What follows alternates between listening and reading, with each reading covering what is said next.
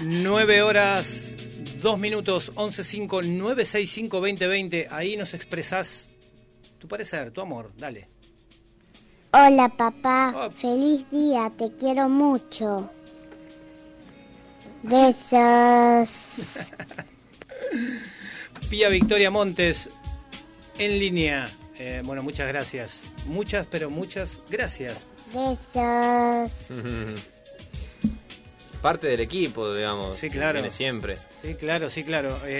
Bueno, ahora no, pero siempre... No en tiempos de pandemia, no en tiempos de pandemia, pero siempre ahí caminando por producción, por los estudios de radio, ya de chiquitita, ¿sí? Y en algún momento cuando trabajábamos en CN23, en tele también venía y ya de más chiquita todavía, así que se ha criado, parece todo muy normal y se comporta como tal, así que bueno, gracias. En este momento de estar con su tío Fer, escuchando el programa. Gracias, mi amor, te quiero mucho.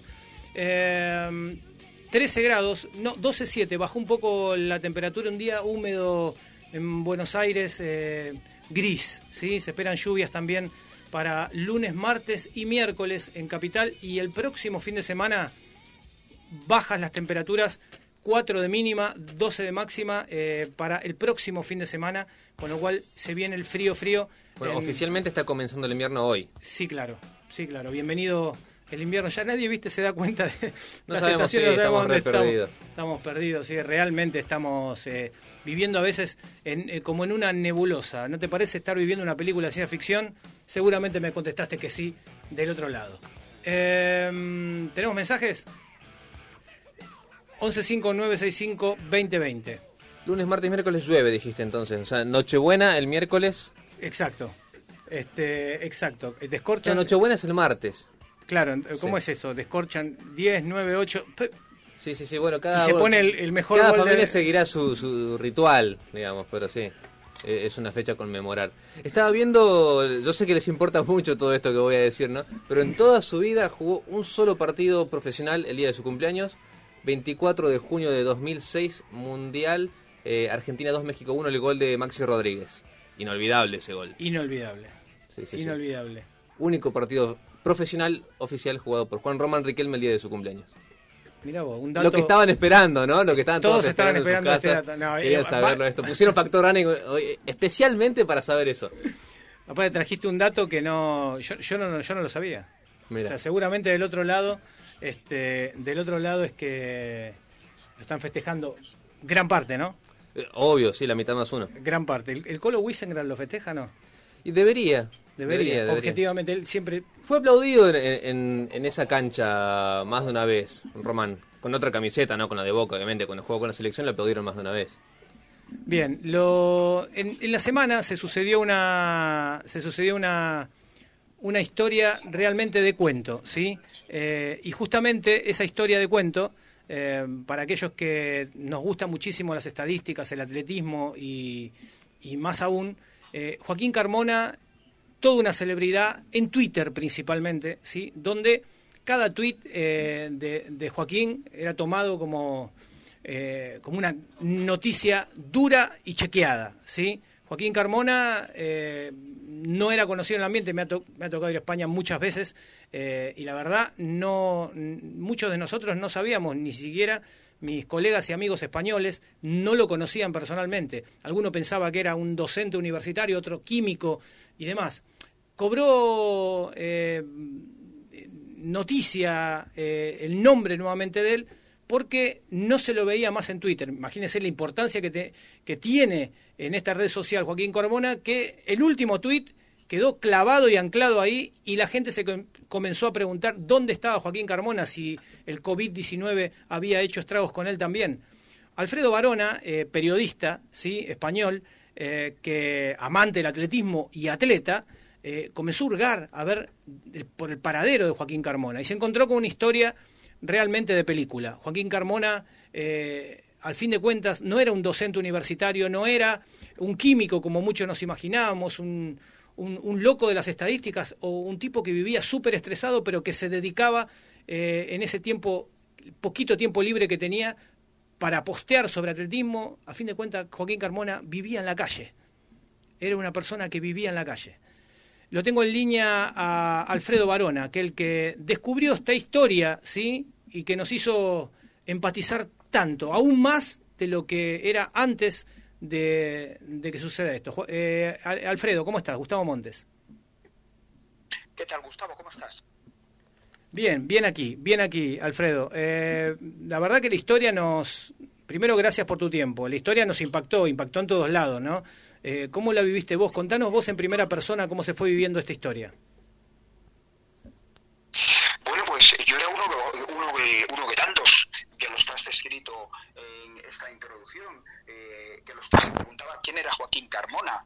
Y suponía efectivamente que sería pues un docente, que sería un químico, que sería un estadístico. Y el pasado sábado, cuando publico un artículo que lo titulo que ¿dónde está Joaquín Carmona? Y que ojalá que esté en un pueblo sin wifi, porque nos temíamos que el coronavirus se lo hubiera llevado.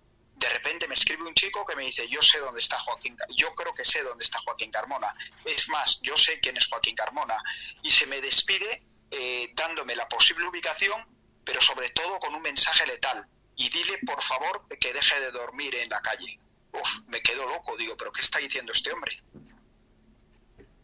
Sí, te estamos escuchando y imagino tu cara de sorpresa como gran amante del atletismo y seguramente fan de Joaquín en Twitter. Todo aquello que te imaginaba se cayó de un segundo a otro. Bueno, efectivamente, se cayó como un castillo de naipes. Dices, ¿pero esto es posible? Dice, ya no piensas en la historia periodística que pueda haber ahí, sino piensas en satisfacer tu curiosidad. Cuando recibo yo ese mensaje es el sábado a mediodía aproximadamente.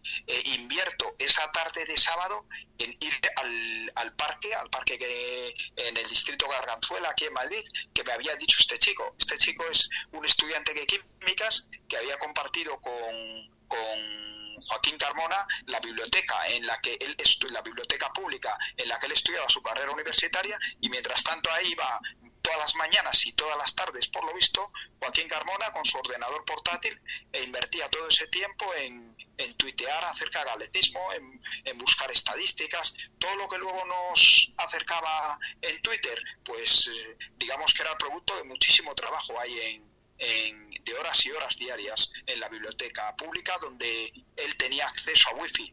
De hecho, hay una respuesta por parte de Joaquín cuando le dicen ¿dónde vivías? Él dice, yo vivía en la biblioteca y dormía en la calle. Así que nos da una idea de las horas que este hombre le dedicaba a Twitter, donde más que una cuenta, digamos que había creado una marca registrada. Tú sin ver el nombre, incluso tal y como lo presentaba, que ha reconocido que llega a utilizar hasta tablas de Excel para Twitter, todos esos emoticonos, todas esas banderas, todas esas cosas que ponen. Yo pienso que más que nada crea una marca registrada, y es quizás por lo que solo a golpe de datos, sin mostrar sentimientos, sin mostrar reflexiones, sin mostrar planes de entrenamiento, sin mostrar nada, solo a golpe de datos, digamos que Joaquín Carmona ha conseguido enamorar a la comunidad del atletismo. Tal cual, y vos lo graficaste perfectamente, no expresaba sentimientos, no vertía ningún tipo de opinión sobre un hecho, simplemente datos duros, graficados y pintados y pincelados casi. Cada tuit de él llamaba la atención por el armado, por la solidez de la información. No era más que información, y esa información llegó a Kipchoge, a Kilian Jornet, muchas personalidades de nivel mundial se vieron golpeadas también por la situación de Joaquín. Nos dimos cuenta de su grado de importancia aún más con esta situación, ¿no? Sí, hay que reconocer, sinceramente, ha sido descomunal. Digamos que lo hemos publicado en un medio pequeño como La Bolsa del Corredor, pero ha tenido una trascendencia casi mundial, Ha llegado a salir en la web del Equif, en la Biblia del periodismo deportivo. Ha llegado a llamar periodistas, ya no solo al otro lado del charco, allí en Sudamérica, ha llegado a llamar periodistas de Polonia, de Alemania, periodistas de Italia. Ha sido una cosa de locura. No podíamos imaginar de ninguna manera, o no se podía imaginar que fuera a tener esta trascendencia. Es cierto que Joaquín Carmona lo hacía bien en Twitter, pero fíjate, el lunes publicamos esta historia a las 9 de la mañana. A las 9 de la mañana Joaquín Carmona tiene 16.000 seguidores en Twitter. El miércoles ya va por los 32.000 seguidores. Y eso que sigue sin publicar nada, que su último tuit fue del 15 de marzo. Así que fíjate la trascendencia. Se dice que la comunidad del atletismo se ha portado muy bien con él, de eso no cabe duda, pero yo creo que esto ha trascendido al atletismo, porque estoy convencido que una gran parte de esos 16.000 nuevos seguidores que en 3 o 4 días ha tenido Joaquín Carmona no son del atletismo, es gente impactada por su historia, porque por lo visto, según cuenta, llevaban más de 10 años viviendo en la calle, en unas condiciones, las que palpé yo, las que vi ahí en ese parque, un colchón con los muelles a la intemperie, con los muelles oxidados, con olor a orina, unas sensaciones de las que por supuesto que no eran nada gratificantes, pero que eran hasta preocupantes al verle los pies. En los pies no llevaban ni tan siquiera calzado, llevaban unas chanclas de baño con la suela totalmente gastada. Y dices, ¿y cómo no te pones algo? Y dices, si es que no tengo. Así que la radiografía, te iba a decir precaria, pero era algo peor que la precariedad, era peor no se podía estar, si no fuera porque tenía salud. Claro. Alfredo, ¿cómo estás? Te saluda Juan Martínez. ¿Qué tal, Juan? ¿Cómo estás? Muy bien. En una parte de la nota en la que contás la situación de Joaquín, él hace alusión a que de un momento a otro la suerte le empezó a hacer esquiva y terminó en la situación en la que se encuentra hoy. Y esta historia sirve un poco para darnos cuenta de las historias que hay detrás y de las realidades que hay detrás de gente que en el día a día en las grandes ciudades todos, en mayor o menor medida, ya invisibilizamos. De repente son como si hubiera una bolsa de basura tirada ahí, un container. No vemos personas y ni mucho menos sus historias. Totalmente. Mira, a mí la primera frase que me dijo cuando le presenté a uno de los responsables de la web en la que lo publiqué, en la Bolsa del Corredor, mira, existe esta historia. Y dice, joder, claro, visto desde fuera, dice, esta historia rompe completamente prejuicios. Aquí están las empresas de todo el mundo gastándose muchísimo dinero en cursos de community manager, de redes sociales, y de repente un tipo con los mínimos medios, un tipo que duerme en la calle, un tipo que es un indigente de los pies a la cabeza, nos muestra cómo se puede llegar al público sin ningún tipo de medios. Date cuenta que él a las 10 o a las 9 de la noche, cuando cerraba la biblioteca, él seguía tuiteando en los aledaños de la biblioteca, hasta donde llegaba el wifi. Daba igual que fuera verano, que fuera invierno, daba igual que estuviera lloviendo. Él aprovechaba un soportal, se colocaba ahí y seguía tuiteando, y duraba, según cuenta, hasta que se le acababa la batería del ordenador. O sea, que es como se me ocurrió decirle a mí, has ganado este partido jugando con todo en contra, hasta con los árbitros en contra, y sin embargo lo ha sacado adelante. Y luego, pues claro, el hecho de que se inicie el coronavirus y que desaparezca, y de que no dé señales de vida, y de que no responda un solo de los cientos, por lo visto, de mensajes directos que le enviaron a Twitter, es lo que provoca que a mí se me ocurra escribir esta historia, y casualmente sale y la gente se vuelca. Pero si no hubiera habido esta pandemia, lo más probable es que Joaquín Carmona seguiría durmiendo en la calle. Sí, incluso también cita que en algún momento la policía lo veía con su ordenador y tampoco daba fe ni crédito de que sea de él. O sea que hasta mismo ante la mirada de la gente sentía esa humillación, esa acusación en la retina que lo hacía sentir aún peor. Sí, yo en estos días he visto confusión, y entiendo la confusión que tiene que tener. Date cuenta que se han organizado recaudaciones que ya están próximas a los 30.000 euros, le han mandado mucha ropa, zapatillas. Ahora mismo no tiene nada que ver la vestimenta de Joaquín Carmona con la del pasado fin de semana. Ha conseguido un trabajo, y en un trabajo más ha firmado un contrato fijo, un contrato indefinido. Todo eso, lógicamente, que despierta confusión para un hombre que lleva prácticamente alejado del mundo durante muchísimos años. El chico que lo conocía en la biblioteca decía que iba a la biblioteca, colocaba los ojos junto a su ordenador portátil y prácticamente no hablaba con nadie, no saludaba a nadie. Y él responde de esta manera. Dice, es que yo llevo 10 años sin hablar con nadie. Y eso le preguntas y dice, porque es que en la calle no se habla. entre los mendigos no se habla. Entonces, claro, yo lo que estoy viendo en estos días, en el trato que he tenido con él en estos días, que es muy difícil arrancarle sentimientos, pero tenemos que ver que es un hombre que lleva 10 años sin practicar los sentimientos. Totalmente solo, totalmente aislado en un colchón. Entonces hay que darle un margen, hay que darle hasta un margen para que dé las gracias, porque son palabras que de alguna u otra manera en su vida no han aparecido durante todos estos últimos años. Es como si fuera un hombre que viene de la selva y que lo tienes que amoldar a la gran ciudad, entiéndase en tono metafórico. Alfredo, ¿cómo es la vida entonces, o cómo será la vida recién mencionaste que consiguió un trabajo fijo? Me imagino, después de ver a tantos atletas movilizarse, el León de Aranda de Duero, Juan Carlos Higuero, Tony Abadía, Chiqui Pérez, bueno, atletas de todo el mundo, pero digo, muchos jóvenes o muchos, como caso Tony Abadía y Chiqui Pérez, aún en actividad, se han movilizado rápidamente para ayudarlo. Imagino qué ropa va a tener, pero para usar durante mucho tiempo. Pero ¿cómo será la realidad de Joaquín Carmona desde el día de hoy, por ejemplo, o desde el lunes? Él ya tiene dónde vivir, él tiene ya un trabajo. Contanos un poquito más sobre este presente de él, ya que nos hemos metido en el pasado casi sinuoso de este gran hombre. Claro, esa es una gran pregunta.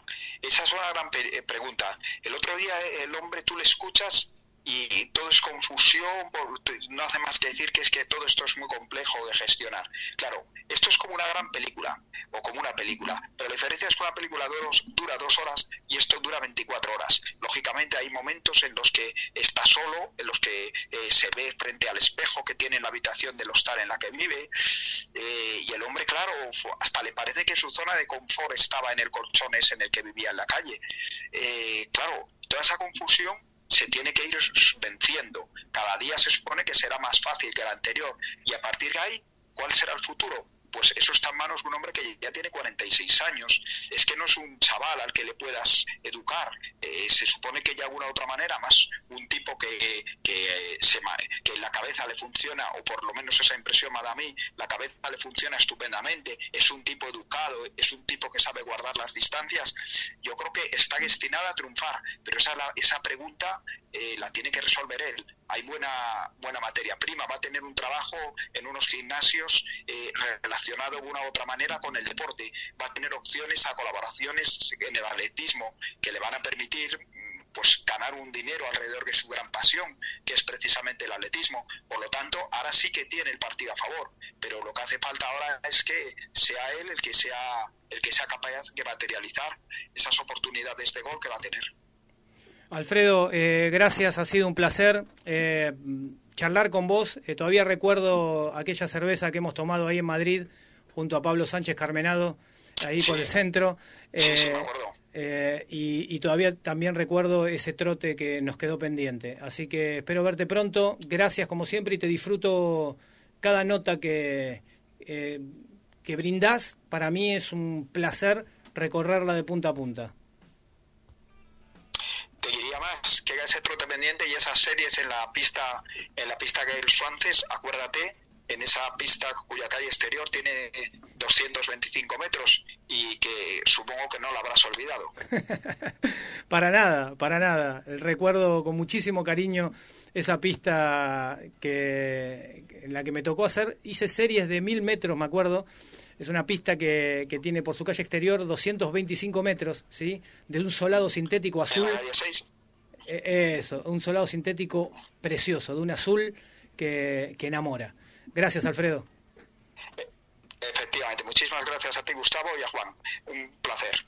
El placer es nuestro. Hablamos con el periodista español Alfredo Varona, quien reflejó esta historia.